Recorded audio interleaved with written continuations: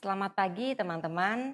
Sungguh bersukacita hari ini kami boleh berkumpul untuk mendapatkan sharing dari para ketua panitia, koordinator dan juga pengajar untuk kursus evangelisasi pribadi. Jadi pagi hari ini kami mengundang Pak Andreas. Selamat pagi Pak Andreas. Selamat pagi, Bu Susi. Ya, Pak Andreas boleh perkenalkan diri dan bisa disebutkan peranan apa yang Bapak jalankan untuk CAP dan Retus ini. Baik, terima kasih Sese. Saya berterima kasih dan puji syukur sama Tuhan kita dapat saling menyapa hari ini. Setiap pertemuan adalah berkat, ya kan. Saya juga terima kasih sama Pak Sukri, koordinator seksi Susraja Medan. Saya ditunjuk tahun ini oleh Pak Sukri sebagai Ketua Pelaksana CAP ke-9 tahun 2026. Nah, tugas saya adalah melayani dan mengkoordinasi bersama semua panitia dan seksi-seksi. Ya, itu Baik. aja. Ya, jadi kalau untuk setiap aktivitas, setiap kegiatan pasti ada tantangan ya Pak ya. Iya, betul. Nah, jadi menurut Pak Andreas tantangan terbesar apa yang Bapak hadapi untuk perencanaan pelaksanaan CAP ini Pak? Ya, baik. Jujur tidak mudah awalnya untuk persiapannya, ya kan. Tetapi saya benar-benar merasakan penyertaan Tuhan pada saat melakukan tugas pelayanan ini.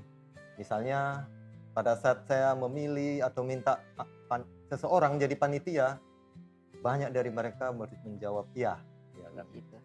Dan pada saat mencari peserta untuk CAP ini, kita awalnya menyapa, memperkenalkan diri dan menjelaskan sedikit apa itu CAP dan manfaatnya.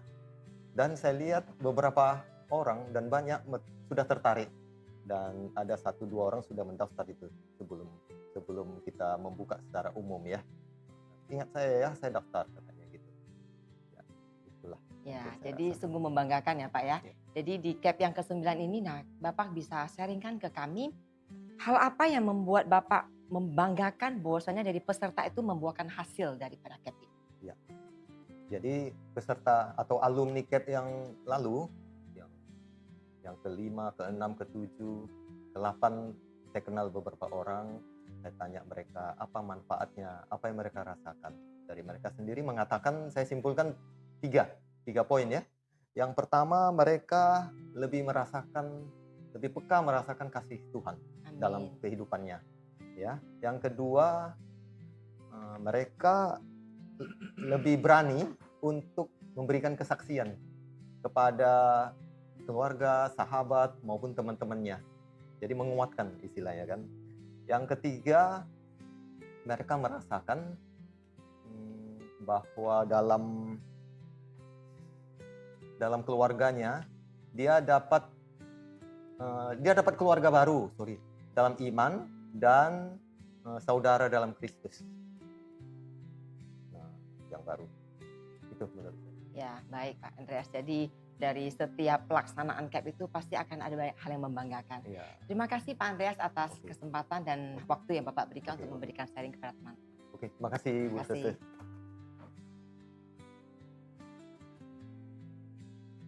Baik, bersama ini telah hadir Pak Edi untuk memberikan sharing kepada kita ya teman-teman.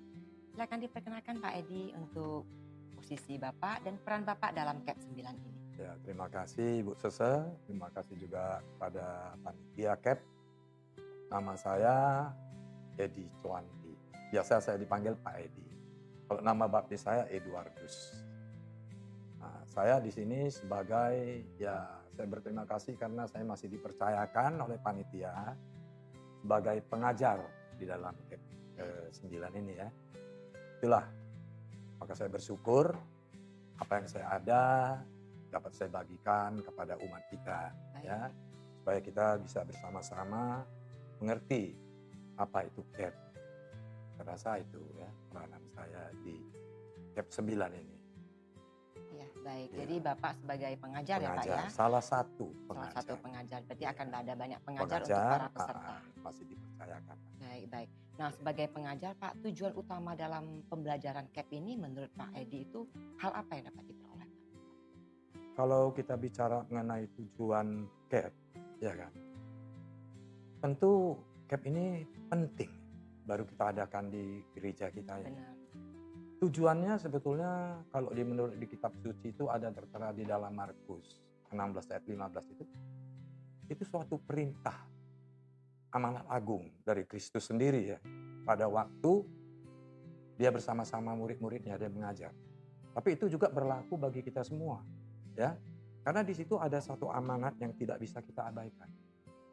Jadi kami yang sudah memperoleh kabar baik, ya sudah pernah mengikuti CAP, kan kami juga yang sudah pernah merasakan cinta kasih Allah itu kepada kita secara nyata, kita mempunyai kewajiban untuk mewartakan Benar. kabar baik itu.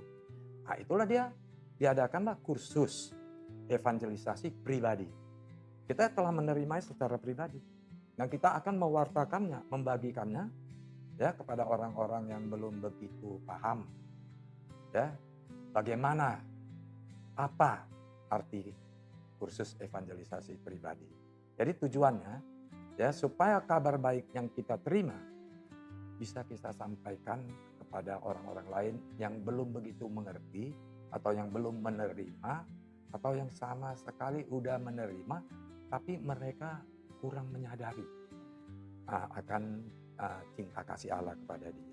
Ya, jadi kita di sini tujuan CAP ini kan mereka-mereka yang ikut kursus ini nanti kita sangat berharap mereka juga bisa membagikan kabar baik yang udah diterima itu. Benar. Ya kepada sesama, ya bukan hanya kepada orang yang percaya lagi. Ada banyak orang yang sudah percaya, tapi mereka kurang merasakan cinta kasih Allah. Jadi mereka anggap kalau sudah sebagai Katolik menerima baptisan, tugas mereka sudah selesai. Padahal belum loh. Betul. Itu kita baru permulaan loh. Kita menerima itu dan kita punya tanggung jawab iman yang harus kita bagikan kepada sesama umat. Ya, jadi kami mengadakan kursus ini tujuan yang pertama supaya bisa membantu gereja untuk mewartakan kabar baik. Karena gereja tugasnya adalah mewartakan kabar baik. Kita umat itu adalah bagian dari gereja. Tuhan memakai kita juga untuk menyalurkan kabar baik ini. Jadi kita yang sudah menerima kabar baik harus membagikannya kembali kepada sesama. Itulah kursus ini kita adakan untuk melatih pembawa-pembawa kabar baik bagi pengembangan kerajaan Allah. Ya. Luar biasa ya Pak ya. Jadi tujuannya memang sungguh sangat banyak dan sebenarnya untuk para peserta yang akan bergabung dengan kami ini, yang jelas pasti sebagai pengajar Bapak punya harapan atas peserta setelah mereka join CAP ini.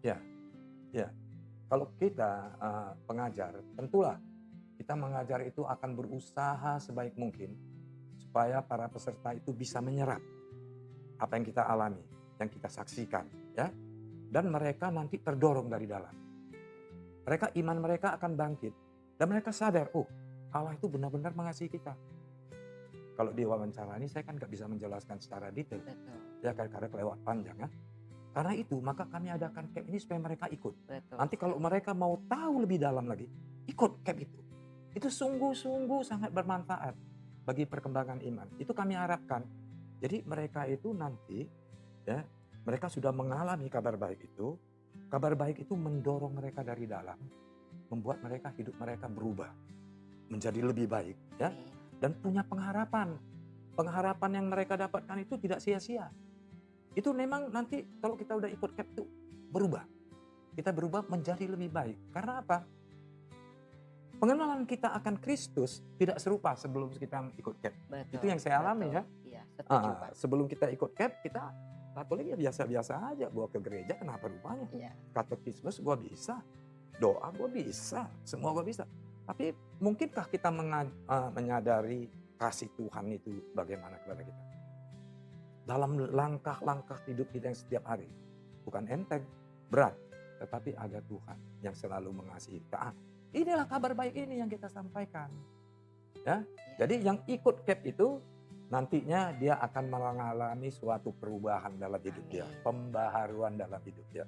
Jadi dia bisa lebih mencintai kitab suci. Ya, lebih rajin dia baca kitab suci. Terus mau ikut komunitas, ya kan? Ya. Mau membantu di gereja. Kalau dulunya kalau disuruh agak-agak ragu-ragu, sekarang terdorong mereka berubah. Berubah, sungguh berubah. Dia mereka melayani pun bukan karena asal melayani gitu ya. Tidak, tetapi dari dalam dorongan Benar. bagaimana saya harus membalas kasih Allah kepada saya. Melalui Ya, pelayanan. melalui pelayanan. Ya, seperti itu. Toleransi, ya, lebih mencintai keluarga. Banyak kita dapat gitu ya perubahannya. Ya. Jadi kami sebagai pengajar mengharapi perubahan hidup yang baru dan nyata bagi para peserta. Jadi makanya untuk para peserta ikutlah dari bab awal sampai akhir. Jangan kosong-kosong karena itu semua berkaitan. Ya. Dan nanti sesudah mengikut CAP itu mereka mengalami hidup baru, mereka punya kasih, punya hidup yang baru mereka bisa mewartakan.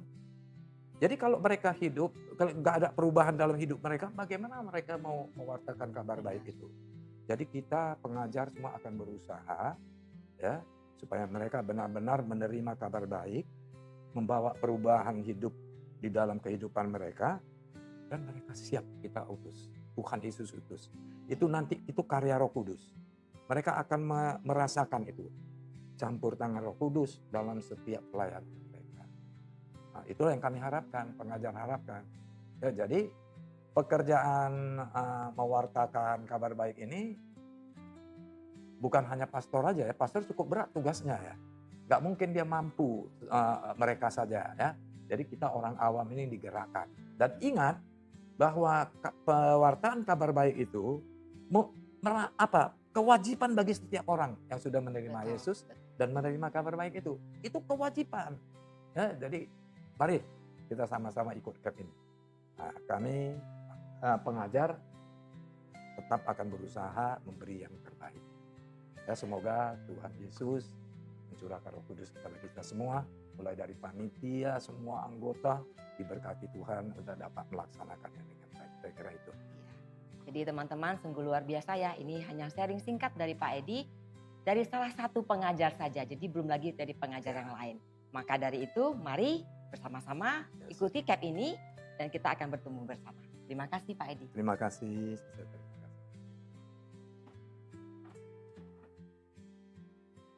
Selamat pagi Pak Sukri. Selamat pagi, Sese. Ya, jadi hari ini telah bersama dengan kami, Pak Sukri akan memberikan sharing mengenai kursus evangelisasi pribadi ini. Bisa disebutkan, perkenalkan diri Anda dan peran apa yang Bapak jalankan dalam kegiatan CAP 9 ini. Terima kasih, Sese. Saya Fransianto Sukri dari Seksi Evangelisasi Paroki Kristus Raja. Saya dalam hal ini bertugas untuk mengkoordinasi kegiatan dari persiapan hingga pelaksanaan CAP yang ke-9, yaitu sudah angkatan yang ke-9. Ya, dari CAP yang telah dijalankan ya Pak ya, bagaimana menurut Pak Sukri perkembangan yang didapat oleh peserta dari CAP ini? Ya, jadi perkembangan dari peserta yang sudah mengikuti CAP, ya kita sebutlah namanya alumni. Ya, alumni CAP Paroki